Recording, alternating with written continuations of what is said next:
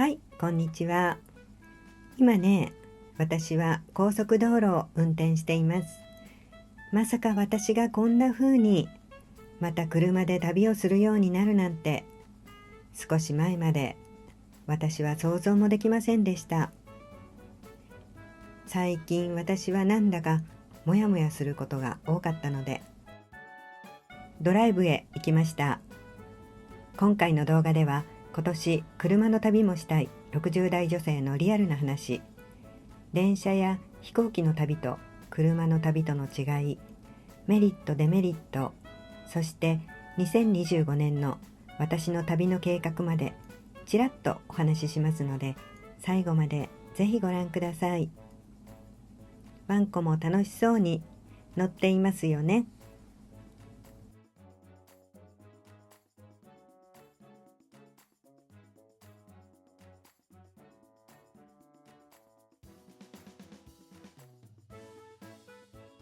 私はソロシニアライフマーさんと申します。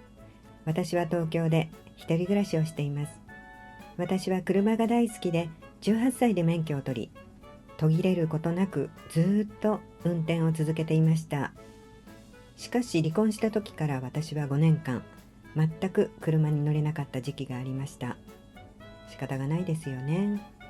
もう一生車を運転することはない。だけど思う存分乗ってきたので、運転できなくなってもしょうがないと思っていました。2024年、私は久しぶりに車を運転する機会が2、3回ありました。その時、私はレンタカーを運転しました。先日、偶然ですが、娘夫婦が車を購入して、以前のようなカーライフが私にも戻ってきました。運転はとても楽しいものでした。さて、旅する楽しさを再認識できた私は、2024年、いろいろなところへ出かけました。昨年、私は主に電車で旅行しました。電車の旅は楽しいですよね。行きたいところへ自分のペースで行けるし、のんびりと自由に過ごすことができました。駐車の場所を考えることもありません。ガソリン代も必要ありません。では車の旅はどうでしょうか。メリットを2つ挙げてみたいと思います。車の中で娘が平成時代にヒットした曲をいろいろ聴かせてくれました。思わず懐かしいと言ってしまう思い出の曲の数々。瞬時に昔のことを思い出しました。昔の思い出を今の思い出と共有できるのは楽しいことですよね。車の中では好きな曲が聴けるし、車に乗っている人たちと一緒に曲の思い出話を話すことは車の旅の楽しみの一つではないでしょうか。音楽のボリュームもあまり気にせずに楽しめますよね。電車だけでは行けないところにも車で行けることもあるし、電車の出発時刻を気にしないで旅を楽しむこともできます。座席に座れないことや満員電車もありません。しかし車の旅には問題もあります。車旅の気になる点、つまりデメリットを2つお話しします。まずお金がかかること。私は車で家族と一緒にいろいろなところへ行きたい。でも今年2025年は車での一人旅もしてみたい。しかしガソリン代の高騰、高速道路の料金の値上げ、宿泊費も高騰しています。食事代も高くなりました。ですので、家族数名で行くなら電車よりも割安に感じることはあるでしょうが、一人の車旅はコスパがいい旅ではないと思います。ですから車の一人旅ではアイデアを絞って節約できるところはする、我慢をすることも必要だと考えています。次に年齢による運転技術の衰えについてです。今年は64歳になる私はまだ高齢者ではありませんが、近い将来には免許返納について考え始めてもおかしくない年齢。それなのに逆に私は5年のブランクを経て気分を新たに車で一人旅を始めようとしています。安全運転には特に配慮すべき問題。もちろん絶対に事故は起こさないように心がけます。車体を傷つけてしまうことはあっても、歩行者や他車の運転者を傷つけることは絶対にあってはならないと心に誓っています。しかし自分でどんなに気をつけても事故を受けてしまう危険はあります。回避できる危険は避け、無理せず慎重にドライブを楽しみたいです。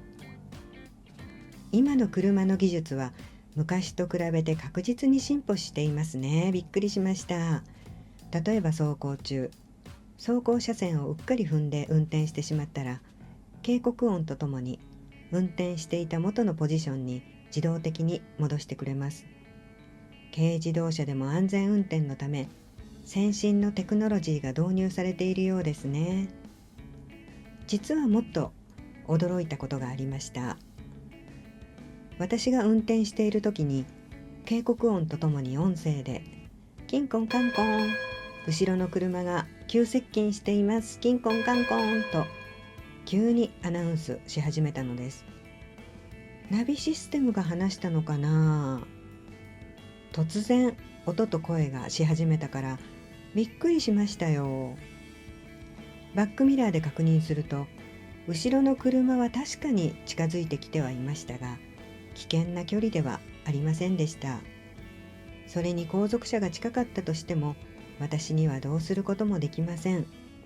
私は車のレーンを変えることもできませんでした。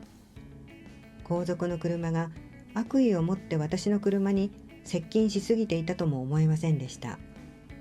車内で私たちはざわざわしつつ、緊張しながら事の次第を見守りました。でもしばらくして後続車は他のレーンへと移動していきました。よかったよかった、びっくりしましたが、軽自動車でも安全に対するいろいろな装置が搭載されて機能していることを知り、安心感が増しました。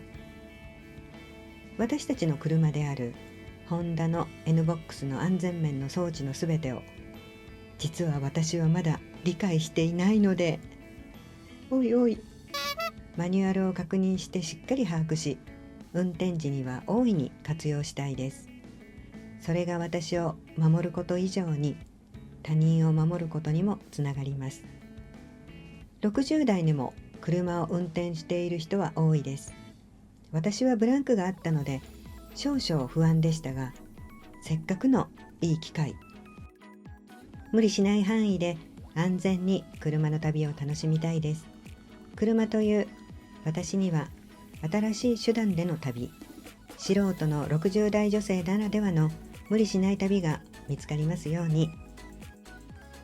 私はもう車を所有することはないと思っていました。私の車ではありませんが、いつでも運転していいと言われているので、お言葉に甘えて準備が整い次第、早速第1弾の車での一人旅に出かけてみたいと思っています。動画投稿まではもうしばらくかかりますが、お待ちいただけると嬉しいです。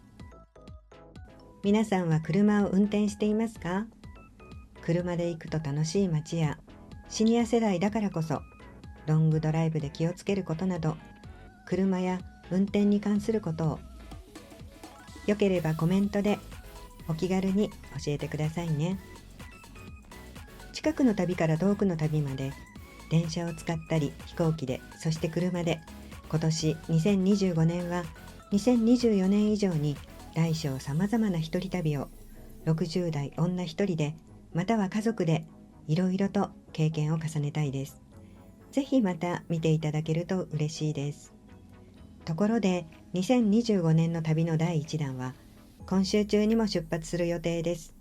さて何に乗ってどこへ行くのか予想してみてくださいね。最後までご視聴ありがとうございます。また次の動画でお目にかかれますように。